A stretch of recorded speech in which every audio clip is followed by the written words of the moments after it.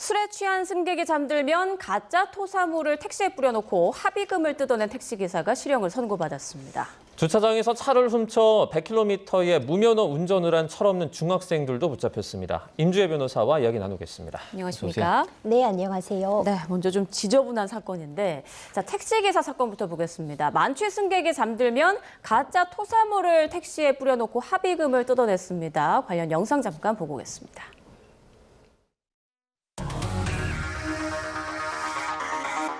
경찰서 가면 사장님 구속돼 이거 사장님 벌금도 1,000만 원이 1,000만 원 운전하는데 건들면은 진짜 싸웠어요? 아니야 이거 좀 봐요 얼굴 좀 봐 내 얼굴 좀봐 아 그 X들한테 스트레스 받은 거를 왜 나한테 푸냐고 어떡할까요 사장님 이거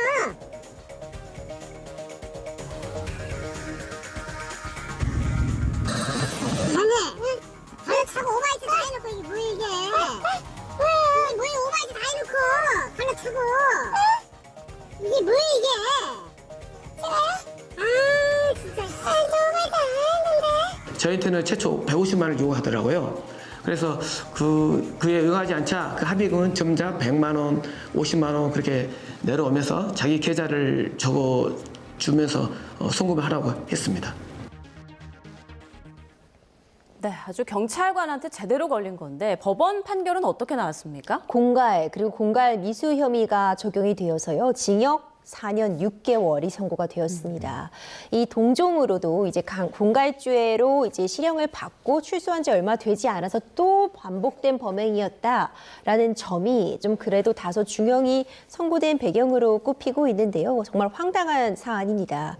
이 택시 운전기사 같은 경우에는 이 죽과 커피를 산 다음에 이걸 섞어서 마치 토사물인 것처럼 속여서 지금 뒤에서 술에 취해 잠들어 있는 이 승객들의 옷에도 묻히고 그리고 본인 이 택시에도 묻혀서 마치 이것을 이 승객이 토사물을 이제 오바이트 한 것처럼 속여 이를 신고하겠다고 협박을 일삼아 돈을 뜯어낸 겁니다. 무려 확인된 피해자가 160여 명에 달하고요. 이렇게 갈취한 금원의 액수가 1억 5천만 원 상당에 해당한다고 합니다.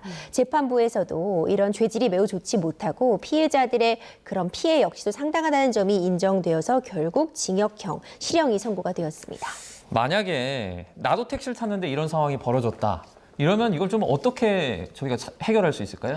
정말 황당한 상황일 텐데요. 네. 일단 1차적으로는 이 차량 내부에 있는 이 블랙박스 확인해 보겠다고 좀 적극적으로 요청을 하는 게 좋을 것 같고요. 물론 내가 택시 안에서 어떤 좀 안 좋은 일을 했다. 내가 택시 안에서 토를 했다거나 아니면 오염을 시켰다거나 하는 일이 있다면 이유는 별도로 민사 배상 책임의 대상이 되면 분명하지만 그런 부분이 명확하지 않다. 확인이 어렵다고 한다면 먼저 블랙박스를 확인하고 경찰서 등에 가서 좀 상황을 정리하는 것이 좋지 않을까 생각이 되고요. 네.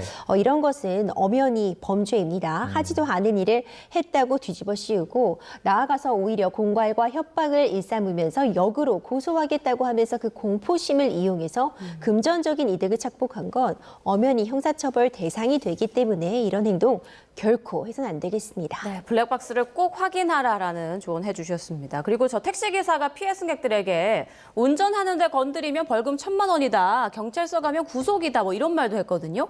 이건 운전자 폭행을 얘기하는 건가요? 그렇습니다. 이제 이 부분도 굉장히 중요하게 좀 살펴볼 필요가 있는데요. 우리나라 이제 법에서는 일반 폭행죄보다도 더 무겁게 운전 중에 이 운전하고 있는 사람을 폭행하면 운전자 폭행죄라고 해서 5년 이하의 징역, 2천만 원 이하의 벌금에 처하도록 규정하고 있습니다.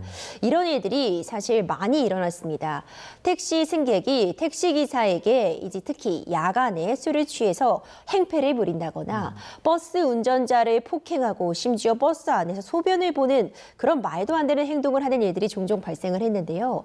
이건 안전과도 직결이 되어 있습니다. 운행 중인 차량 안에서 폭력을 행사한다거나 이 운전을 방해하는 행위를 하면 이 교통에 방해가 될 뿐만 아니라 지금 이 사람들의 목숨과도 직결되는 부분이기 때문에 일반 폭행죄보다 가중 처벌하는 규정을 두고 있고요.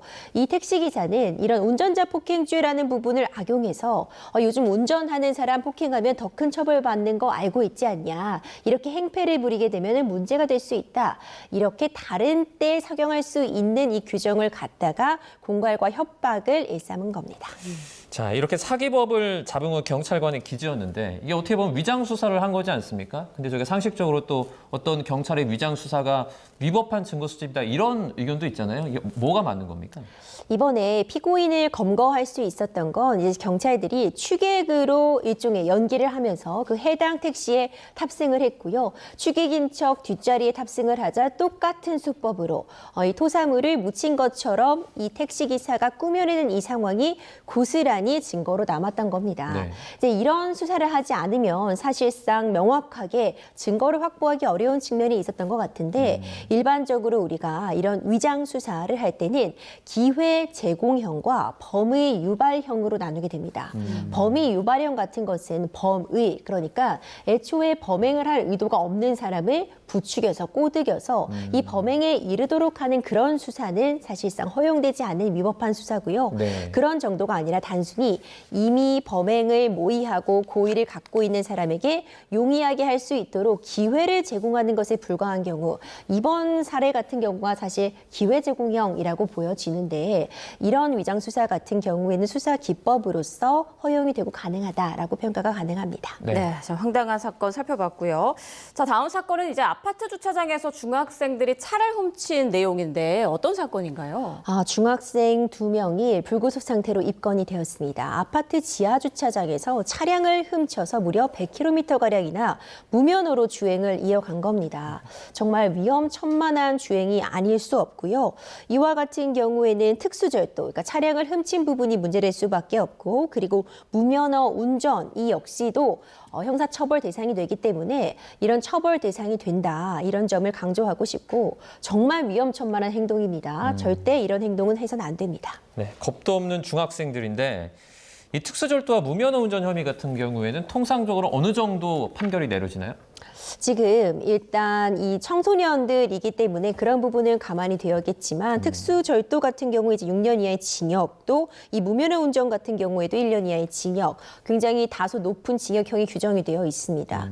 그런데 이런 일들이 종종 벌어져 왔습니다. 길가에 잠시 주차되어 있는 차량, 그러니까 차량 키가 이 차량 안에 있을 때 이걸 갖고 도주한다거나 렌터카 회사에서 몰래 렌터카 차량을 타고 나온다던가 하는 일들이 종종 있었는데 어떤 인사사고를 낸다거나 물적인 피해까지 유발하지 않는다면 솜방망이 처벌에 그치는 경우들도 종종 있었습니다. 그런데 그렇기 때문에 자꾸 이런 일들이 반복되고 있다고 보고요. 이런 일은 다른 사람의 생명을 앗아갈 수도 있는 매우 위험천만한 행동이기 때문에 합당한 형사처벌이 내려져야 된다는 의견이 힘을 얻고 있습니다. 네, 호기심으로 벌인 일이 평생 전과로 남을 수 있는 만큼 학생들 각별히 주의를 해야 될 텐데 지금 이 사건의 두 학생은 촉법소년은 아니었던 걸로 알려졌습니다. 그런데 만약 촉법소년이었다면 처벌을 안 받는 건가요? 어떻게 되는 건가요? 14세 미만입니다. 예. 이 촉법소년이라면 14세 미만인데 이번에 무면허로 이 차량을 절취한 이 학생들은 촉법소년은 아니다. 14세 이상의 나이다라고 알려져 있습니다. 만약 가정적으로 14세 미만의 청소년이 이렇게 무면허로 이 차량을 절도했다고 한다면 형사처벌은 받지 않습니다. 예. 그렇다고 해서 그 어떤 제재도 없는 것은 아니고요. 이럴 때는 이제 보호처분이라고 해서 우리가 흔히 이야기하는 뭐 소년원에 가는 그런 처분이라던가 뭐 봉사명령이라던가 관련 교육들을 수강하는 명령 등은 내려질 수 있습니다. 그리고 이와는 별도로 당연히 민사상 배상 책임에는 대상이 되는데요. 이제 청소년이기 때문에 어떤 배상 능력이 없다고 한다면 법정 대리인, 부모 등이 이 민사상 배상 책임에 대해서는 엄연히 책임을 다해야 하는 상황입니다. 네, 자 이런 유사한 범죄를 당하지 않으려면 또는 만약에 이미 당했다면 어떻게 대처하는 게 좋습니까? 사실 차량이 절도가 되는 상황은 여러 가지를 생각해 볼 수 있는데 우리가 발렛 맡긴다고 표현을 하는데 이제 네. 주차관리요원에게 차량을 맡길 때 만연히 제대로 관리가 되지 않는 업체에서 이 차량 차 키를 받아놓고 길가에다 주차를 해놨다가 이걸 갖고 도주하는 경우도 있을 수 있고요. 그리고 내가 잠깐이라는 생각에 차량 안에다가 차 키를 두고 이 사이드 미러라고 하죠. 네. 보통 문이 잠기면 사이드 미러가 함께 접혀서 이 차량이 닫혀 있다는 걸 확인할 수 있는데 이 사이드 미러를 접지 않았다는 건 정차되어 있고 시동이 꺼져 있지만 문이 잠겨 있지 않았다는 표시가 되고 그렇다면 사이드미러가 접혀 있지 않은 차량들만 열어서 이런 범행에 나아갈 수도 있습니다. 이런 차량 절도에 타겟이 되지 않으려면 차키를 차량 안에 둔다거나 차키 시동을 켜둔 상태로 차량을 떠나는 그런 일은 해서는 안 될 것 같고 물론 우리나라 같은 경우에는 CCTV나 블랙박스가 잘 되어 있어서 차량은 워낙 부피가 큰 물체이기 때문에 절도하면은 뭐 범인을 검거하는 것 자체가 매우 어렵다라고 보기는 어렵겠지만 다른 큰 피해를 유발할 수 있고 또 차량에 큰 손상이 갈 수 있는 만큼 내가 먼저 이 차량을 잘 관리하는 게 일단 중요하다 이렇게 생각합니다. 네, 그리고 각 가정과 학교에서도 좀 적절한 교육이 이루어져야 될 것 같습니다. 자, 마지막으로는 지금 가장 관심을 받고 있는 대장동 항소 포기 사건 좀 살펴보도록 하겠습니다. 자, 이렇게 되면 대장동 일당이 벌어들인 천문학적인 수익 뭐 수천억 원으로 알려졌는데 이제 473억 원 추징 외에는 환수가 불가능하게 된 건가요? 그렇습니다. 이 검찰 측에서 항소를 포기했다는 의미는 1심 판결에 대해서 일단 검찰 측이 생각하는 최고 형량이 이걸로 마무리된 것이다라고 볼 수 있습니다. 네. 항소를 검찰에서 했어야지만 항소심에 가서 검찰이 더 자료를 제출하면서 다퉈가고 형량도 더 높일 수 있는 것이고 이 추징금의 액수도 달라질 수 있는 것인데 일단 이 추징금이라고 하는 것이 473억 원 정도가 지금 1심에서 선고가 되었는데요. 이것이 우리가 흔히 말하는 최고액, 맥시멈으로 캡이 씌워졌다라는 평가가 가능합니다.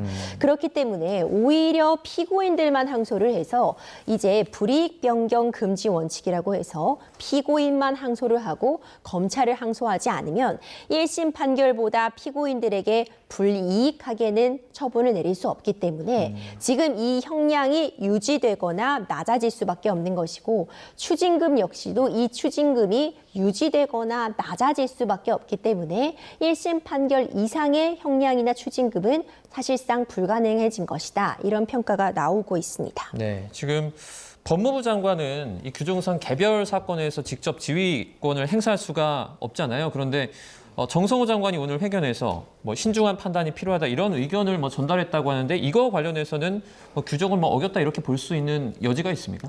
법무부 장관은 검찰총장에 대해서 지휘를 할 수 있을 뿐 개별 사건이라던가 개별 검사들을 지휘할 수 있는 권한을 갖고 있지 않습니다. 이건 관련 법에 이제 근거를 두고 있는 그런 규정이라고 볼 수 있는데 그렇다면은 이제 법무부 장관이 이 항소, 이 포기 그리고 이 항소를 하는 그 과정에 있어서 신중한 판단이 필요하다라는 언급을 했다는 걸 어떻게 해석할 수 있을지 좀 살펴볼 필요가 있어 보입니다. 네. 과연 항소가 필요한 이유를 갖고 가서 이에 대한 어떤 보고라든가 지휘 체계에 따라서 항소의 필요성을 언급하고 있는데 신중한 판단을 하라라는 지시가 있었다는 건 다른 맥락을 고려해 봤을 때 항소를 하지 말아라, 항소를 포기해야 된다라고 읽혀진다면 이건 경우에 따라서는 어떤 관여, 영향력을 행사한 것이다라고 볼 수도 있고요. 법무부 장관은 이것은 어떤 지휘를 하려는 게 아니라 단순 의견 개진에 불과했다. 항소를 신중하라, 항소를 꼼꼼히 따져봐라는 취지에 불과했다라고 얘기는 하고 있지만 검찰 내부에 반발이 상당하다는 점 그리고 원래 검찰이 당소 기소한 부분보다 훨씬 그 기소액에 못 미치는 추징금이 인정이 되었고 형량 역시도 어찌 보자면 특격법상 배임죄가 인정되지 않고 배임죄만 인정되었기 때문에 이 부분은 항소심 그리고 대법원에 가서 충분히 검찰 입장엔 다퉈볼 여지들이 있었는데 이 다툼의 기회 자체를 포기했다는 점은 이 항소를 포기했다라는 자체가 실무적으로는 좀 이례적이다. 라는 평가가 충분히 가능한 상황입니다. 네, 그리고 또 하나 굉장히 중요한 부분이죠. 이번 검찰의 항소 포기 결정이 이재명 대통령 사건과는 좀 어떻게 연관 지을 수 있느냐 이 부분이거든요. 어떤 측면에서는요. 별개의 재판입니다. 이건 이 대장동과 관련된 그 인원들에 대한 재판, 이 대장동 사건이라는 사실관계가 동일한 내용을 판단 대상으로 하고 있다고 해도 엄연히 피고인이 다르고 다른 재판을 담당하고 있는 별개의 재판이기 때문에 때문에 이번에 1심 판단이 이렇게 내려졌다고 해서 그것이 그대로 이재명 대통령의 재판에 영향을 준다고는 볼 수 없습니다.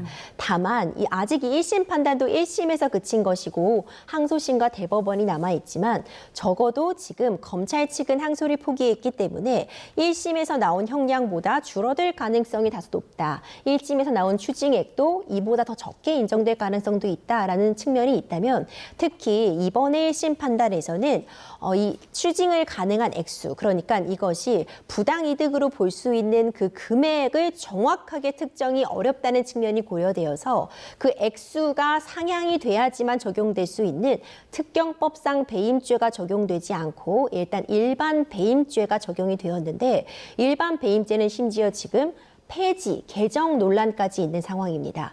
일반 배임죄만 유죄가 된 부분, 특경법상 배임죄는 인정되지 않은 그런 사정은 이후에 진행이 될 것으로 지금 예측이 되고 있는 이재명 대통령의 재판과도 동일한 쟁점을 다투고 있기 때문에 이재명 대통령의 재판에서 지금 대장동 1심 관련 사건에서 나왔던 그 쟁점들을 인용하면서 특경법상 배임죄는 인정될 수 없다는 논리를 펼 가능성이 매우 높아 보입니다. 네.